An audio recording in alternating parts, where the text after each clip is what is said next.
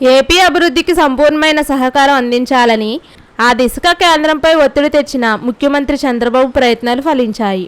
5 ఏళ్లుగా తీవ్రంగా నష్టపోయిన ఏపీని ఆదుకోవాలని చంద్రబాబు కోరగా అందుకు కేంద్రం సానుకూలంగా స్పందించింది.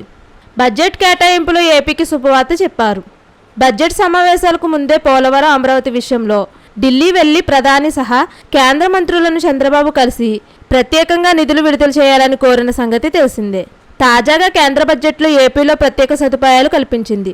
రాజధాని అమరావతి అభివృద్ధికి 15,000 కోట్ల ఆర్థిక సాయం ఇవ్వనున్నట్లు ఆర్థిక మంత్రి నిర్మలా సీతారామన్ వెల్లడించారు. అవసరాన్ని బట్టి భవిష్యత్తులో మరిన్ని నిధులు ఇస్తానన్నారు. రాయలసీమ, ఉత్తరాంధ్ర జిల్లాకు ప్రత్యేక ప్యాకేజ్ ద్వారా నిధులు మంజూరు చేస్తామని గుడ్ న్యూస్ చెప్పారు. అలాగే పోలవరం ప్రాజెక్టును పూర్తి చేయడానికి కేంద్రం పూర్తి స్థాయిలో సహాయ సహకారాలు అందిస్తామని చెప్పారు. ఏపీకే కాదు, దేశ ఆహార భద్రతకు పోలవరం ఎంతో కీలకమని వివరించారు. ఇక హైదరాబాద్, బెంగళూరు పారిశ్రామిక కారిడార్ అభివృద్ధికి నిధులు ఇస్తామని పేర్కొన్నారు నిర్మలా సీతారామన్. విశాఖ, చెన్నై పారిశ్రామిక కారిడార్లోనూ నోడ్లకు ప్రత్యేక సాయం చేస్తామన్నారు.